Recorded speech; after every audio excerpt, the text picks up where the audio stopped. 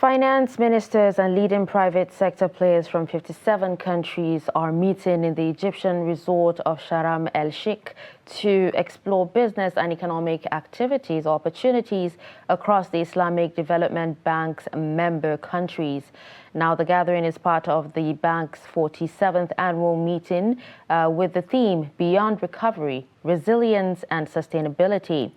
The bank is a leading development institute supporting the development of innovative and knowledge-based solutions to fund the sustainable economic advancement of member countries and Muslim communities worldwide. Now, Daily Trust's editor-in-chief, Naziru Mikhail, is attending the event and joins us via Skype. Good morning, Naziru, and thanks for joining us on Daybreak this morning. Good morning, Usaina and Sunday. This morning. All right, can you tell us more about the event?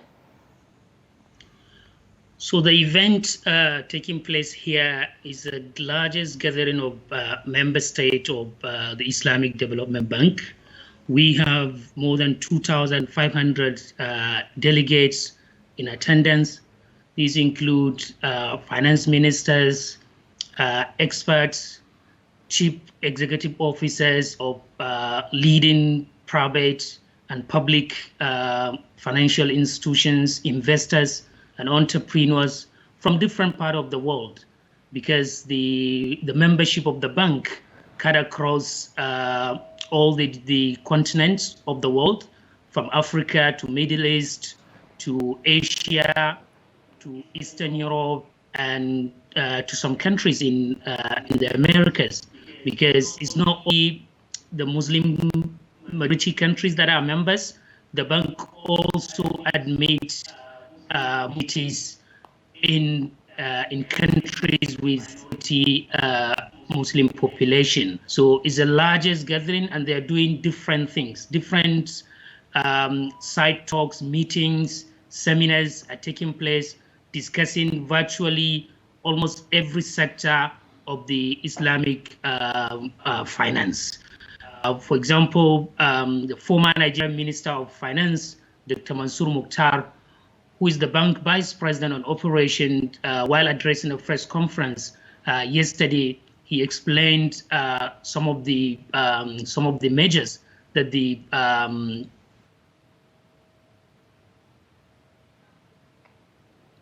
do appreciate the challenges posed by the situation in Russia and Ukraine, the Russian-Ukrainian war, certainly.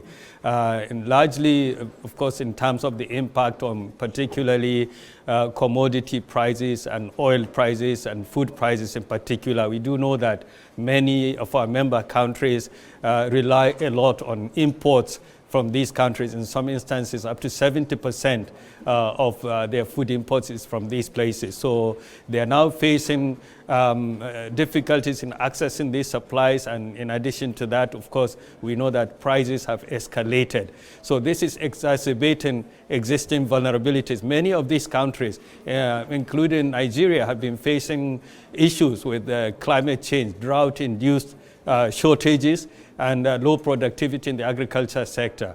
And in the context, really, what we have been working with other multilateral development institutions, as well as the United Nations. We have a global crisis steering committee of which the Islamic Development Bank is a member. And the idea is to really work in concert, in partnership, to reinforce each other's efforts in providing support to these member countries in a coordinated manner.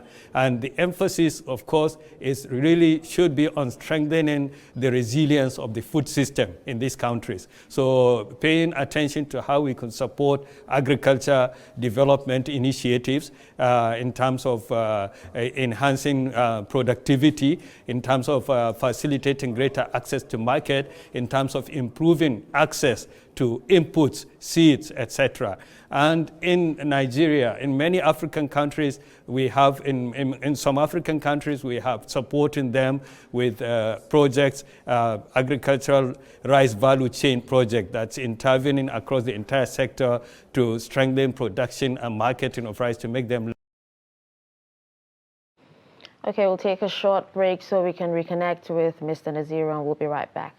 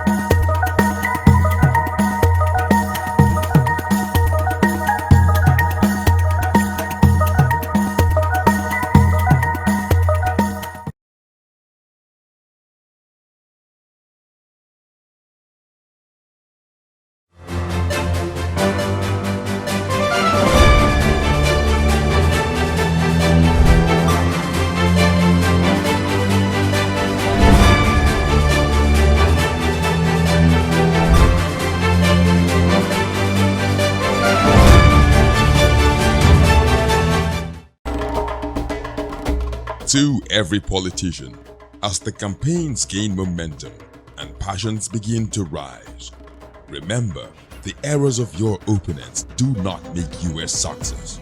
Do not run down your opponent and inflame passions to violence between and among your supporters.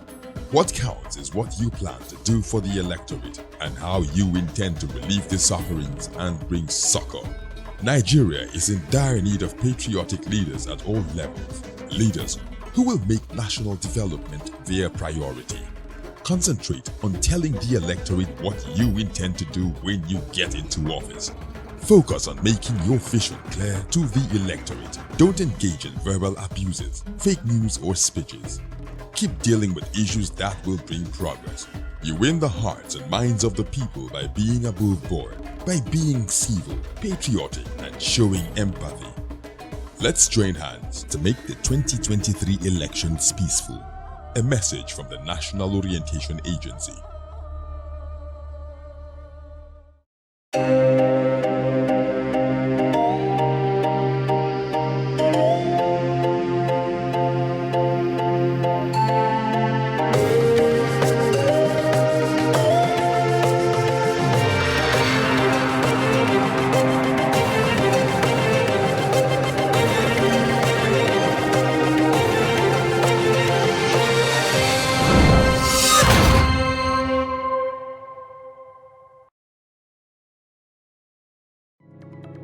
Hello, welcome to Adam's Grill on Trust TV. I am Adam Mani Ngora, your host.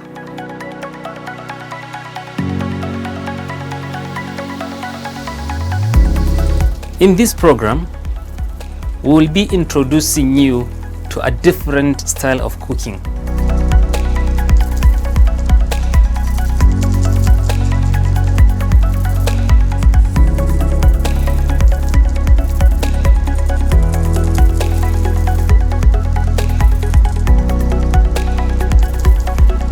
We will now begin to prepare the rice on a finishing line.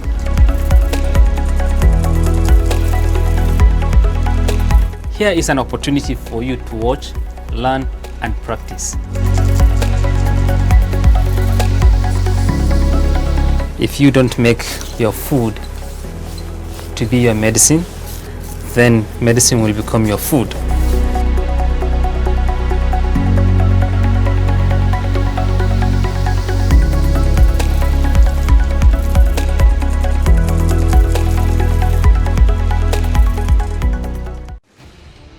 As the 2023 elections draw near, remember, evil prospers when good men and women only wish for peace, but never take a step to make peaceful elections happen. Are you a father? Are you a mother? What are you saying to your children as elections approach? Have you warned them not to let themselves be used to cause violence? Have you explained to them what the consequences of electoral violence might be? Do your part to make peaceful elections happen. Talk to your children. Protect them from unscrupulous politicians who want to put them in harm's way. while their own children are comfortable at home, within and outside the country. Let's join hands to make 2023 elections peaceful. This message is from the National Orientation Agency, NOAA.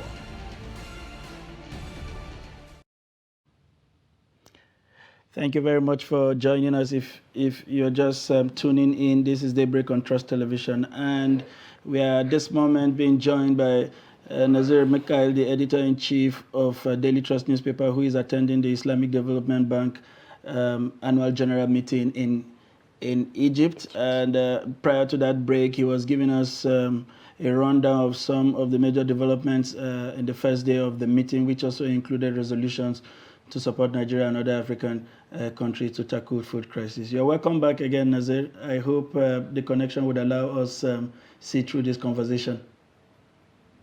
Thank you. Thank you. One fallout of the Ukrainian crisis is the sanction imposed on Russia by the West, which seem to have crippled global supply chain, especially as it pertains to grains and petroleum products. We understand that the gathering also looked at this and what it can do to ameliorate this difficulty. Can you take us through what major resolutions were made in this regard? Okay, so the leadership of the bank and other experts attending the meeting agreed that the situation in Ukraine had adversely affected commodity and oil prices, as we know. They also added that many of the bank member countries, especially in Africa, they rely a lot on imports from the affected Eastern European countries, they are now facing difficulties in accessing supplies.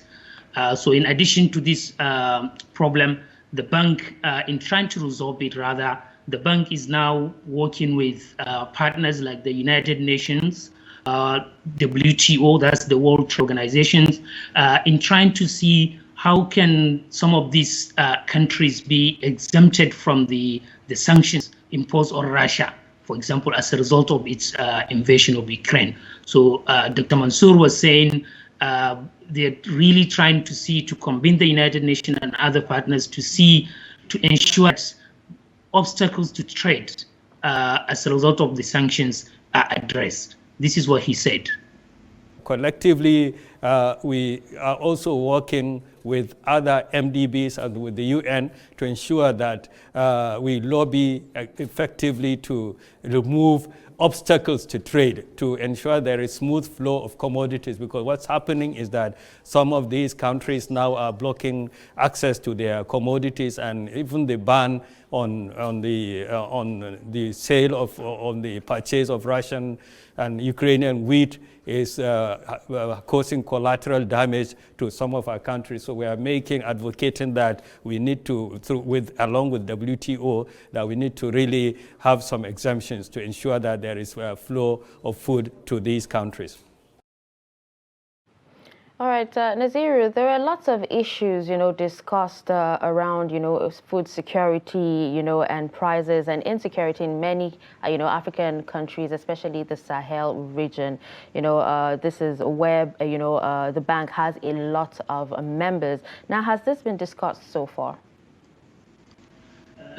Yes, Hussein, at the press conference yesterday, the president in charge of operations for Islamic Development Bank, Dr. was asked by a colleague from about what the bank is doing. Chad is part of the Sahel, so like Chad, so it is facing insecurity and also which is affecting countries in the region. So he was asked by the Chadian journalist and what the bank is actually doing.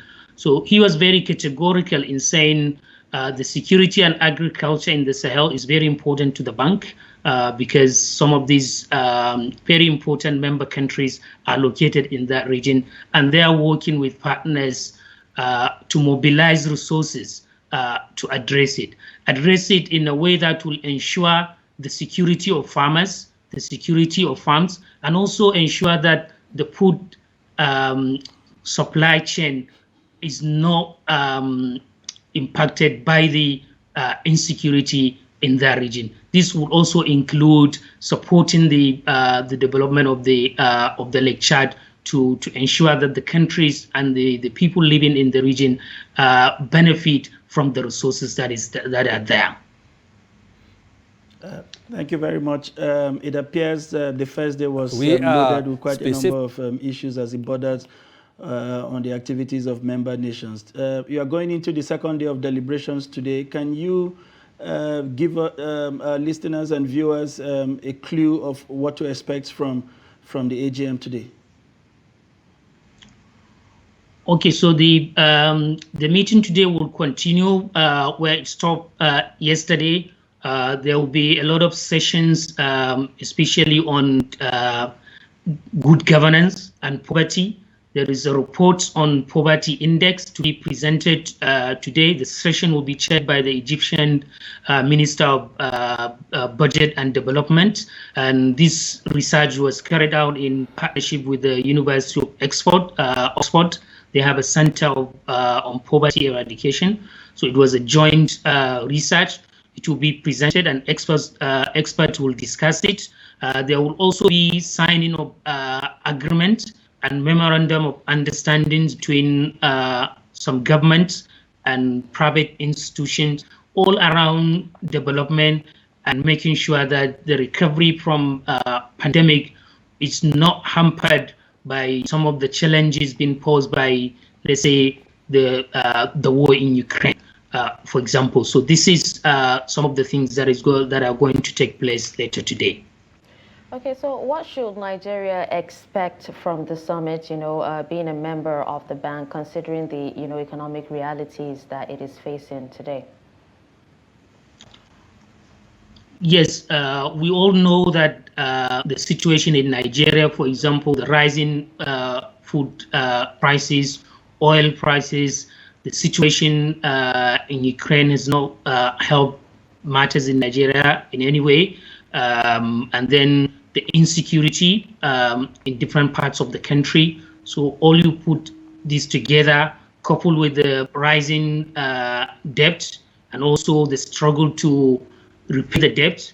So the bank, Islamic Development Bank, is one of the creditors to Nigeria, for example. So we have not had officially from the Nigerian delegations here, but we're hoping to do so in the course of this meeting. But what we expect is they would try and sign an agreement around supporting the agricultural production and general value chain of agric, and also consolidate on some of the agreement that the country has with the bank, but also maybe the areas of debt repayment, because Nigeria is repaying debt to some of these global institutions. Of course, Islamic Development Bank is part of it. So maybe we expect they will try and discuss and sign an agreement around this area. But as I said, we have not had from them yet officially. But I think these are the areas that we expect them to really pay attention. Thank you very much, Nazir Mikhail, the editor-in-chief of Daily Trust, there with those inciting insight into what had gone down at the Islamic Development Bank annual general meeting in Cairo. We will be connecting with you subsequently, perhaps tomorrow, to get more updates from the development, as you mentioned, especially getting to hear from the Nigerian delegation on what milestone, what takeaway we are going to be coming back home with from such an important meeting. Thank you for joining us from Cairo, and we hope at this point we will allow you quickly catch up with your schedule so that you don't run late on the activities for today. Thank you. Have a nice day, sir.